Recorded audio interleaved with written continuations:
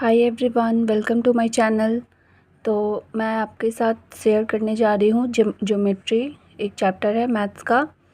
तो अगर आपको मेरा वीडियोस अच्छा लगे तो प्लीज़ चैनल को सब्सक्राइब कीजिए और वीडियो को लाइक कर दीजिए। तो हम लोग स्टार्ट करने जा रहे हैं कोड।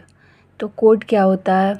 तो code is a perpendicular line from the centre of the circle to the code bisect the code. Okay, तो ये क्या होता है, जैसे ये एक सर्कल है तो ओ मेरा सेंटर है, तो ये जो लाइन है ए बी वो पूरा इसका कोड होगा।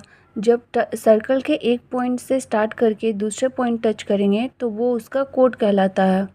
ठीक है, तो अभी इसमें देख सकते हैं आप कि ओ ए जो है वो रेडियस है, और जो भी सेंटर से लाइन ड्रॉ होगा, अल्टीट्यूड होगा कोड पे, वो हमेशा 90 डिग्री बनाएगा।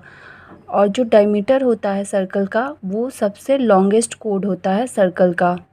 ठीक है, क्योंकि वो भी एक पॉइंट जैसे यहाँ से स्टार्ट किया और यहाँ पे जाके एंड हुआ। ठीक है, तो ये भी एक कोड बनाया, तो डायमीटर सबसे बड़ा कोड होता है। अब वैसे इसमें पूछ लेगा कि लेंथ क्या होता है कोड का। तो आप देख सकते हैं कि अगर ये 90 डिग्री बनाया और लेंथ ये एल पूरा है तो ए बी क्या हो जाएगा, L/2। तो वैसे ही इसका कुछ प्रॉपर्टीज़ भी है कि इक्वल कोड are equidistant from the centre. तो जैसे कि ये दो कोड है, ये वाला और ये दोनों एक कोड है। ठीक है, और दोनों का लेंथ भी सेम है, मतलब L1 = L2 है। तो जो सेंटर C है उससे जो डिस्टेंस होगा ऊपर वाले कोड का या नीचे वाले कोड का, वो डिस्टेंस भी सेम होगा।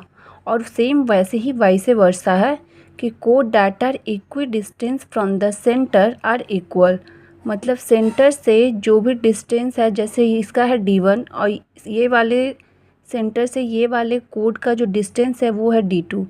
तो अगर डिस्टेंस सेम होगा, मतलब D1 = D2 होगा, तो यहाँ पे L1 क्या हो जाएगा, L2 के बराबर। मतलब ये दोनों कोड का लेंथ भी इक्वल होगा। ठीक है, वैसे ही यहाँ पे है इक्वल आर्क और code subtend equal angle at the centre. मतलब इसमें बोल रहा है कि जैसे ये एक कोड है, ठीक है, और ये भी एक कोड है, तो ये L1 जो कोड है वो सेंटर के साथ थीटा एंगल बनाया और L2 कोड जो है वो सेंटर के साथ अल्फ़ा एंगल बनाया। तो अगर यहाँ पे दोनों का लेंथ सेम होगा तो ये दोनों जो सेंटर के साथ एंगल बना रहा है थीटा और अल्फ़ा, वो भी सेम होगा। तो वैसे ही यहाँ पे एक और है कि angle in the same segment of a circle are equal. जैसे कि ये एक कोड है ए बी, ठीक है, तो कोड ए बी के जो ऊपर वाला पोर्शन होगा उसको हम लोग बोलेंगे मेजर सेगमेंट, और ये जो कोड ए बी के नीचे वाला एरिया होगा उसको हम लोग बोलेंगे माइनर सेगमेंट। तो इसमें बोल रहा है कि मेजर सेगमेंट में जो एंगल होता है सारा, जैसे थीटा एंगल है, अल्फ़ा एंगल है, वो दोनों इक्वल होगा। वैसे ही माइनर सेगमेंट में जो एंगल होता है, जैसे ये थीटा है, ये अल्फ़ा है कोड के नीचे वाला माइनर सेगमेंट में, तो ये दोनों भी इक्वल होगा, थीटा और अल्फ़ा। ये सब और देखा जाए तो प्रॉपर्टी है जो क्वेश्चंस बनाने के टाइम में हमें बहुत हेल्प करता है, तो इससे क्वेश्चन जल्दी सॉल्व होता है। वैसे ही लेंथ ऑफ कोड एंड सेंट्रल एंगल रिलेशन। तो क्या है, यहाँ पे सेंटर है O, और देख सकते हैं आप कि ये जो कोड है वो उसका लेंथ ऑफ कोड है वो है L। तो ये एक डायरेक्ट फार्मूला है आपका लेंथ ऑफ कोड निकालने का, कि जब आपको सेंटर से कोड के डिस्टेंस, मतलब ये जो डिस्टेंस है वो दोनों का एंगल दिया हुआ रहेगा थीटा और रेडियस r रहेगा, तो लेंथ ऑफ कोड हो जाएगा 2r sin θ/2।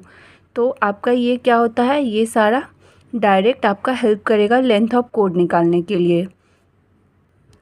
वैसे ही सेम आपका यहाँ पे देख सकते हैं, ये एक सर्कल है, ये भी एक प्रॉपर्टी है, इससे भी बहुत सारा क्वेश्चन आता है कि आपका ये सेंटर है और सेंटर से एक जो ट्रायंगल बनाया हुआ है और BC आपका कोड है।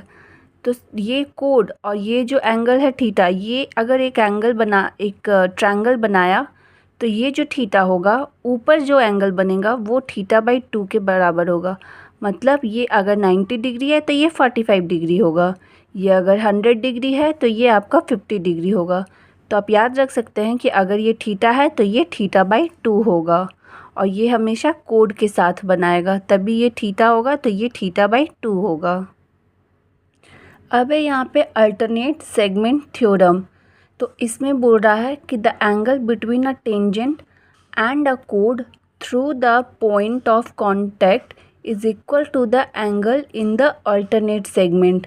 इसमें बोल रहा है कि जैसे ये टेंजेंट है, जो सर्कल को टच करके निकल जाता है लाइन, उसको हम लोग टेंजेंट बोलते हैं।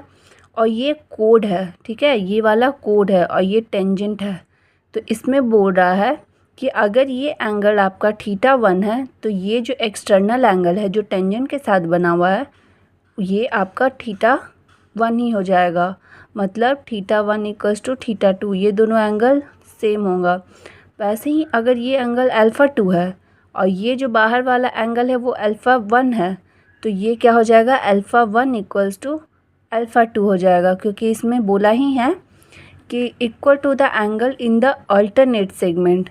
इसीलिए यहाँ पे θ1 = θ2 है और α1 = α2 है। और अब देखिए बोल रहा है angle in a semi circle is of 90 degree. मतलब अगर हम डायमीटर से एक अगर एंगल बनाते हैं सर्कल पे कोई पॉइंट लेके, तो हमेशा वो 90 डिग्री होगा। वैसे sum of opposite angle of cyclic quadrilateral is 180 degree. तो इस वाले पॉइंट से बहुत बार क्वेश्चन हम लोग को सॉल्व करना इजी हो जाता है कि अगर आपका सर्कल के अंदर एक क्वाड्रिलेटरल है, जिसको हम लोग साइक्लिक क्वाड्रिलेटर बोलते हैं, ABCD, तो जो अपोजिट एंगल होता है उसका सम होता है 180 डिग्री। मतलब ये अल्फ़ा प्लस बीटा ये हो जाएगा 180 डिग्री। वैसे ही ये थीटा प्लस गामा, क्योंकि अपोजिट एंगल है, उसका सम हो जाएगा 180 डिग्री। अब ये साइक्लिक क्वाड्रिलेटरल है, इसीलिए इसका एक और प्रॉपर्टी है कि AB और DC जो अपोजिट साइड है उसका सम हो जाएगा AD प्लस BC जो अपोजिट साइड है उसके। तो AB plus DC = AD plus BC है। तो ये सारा पॉइंट आप यूज़ करके सर्कल जो ज्योमेट्री का क्वेश्चन है बहुत जल्दी सॉल्व हो जाएगा। तो आई होप आपको ये वीडियोस अच्छा लगे। तो आपको अगर मेरा वीडियो अच्छा लगे तो प्लीज़ मेरे वीडियो को लाइक और चैनल को सब्सक्राइब कर दीजिए। Thank you.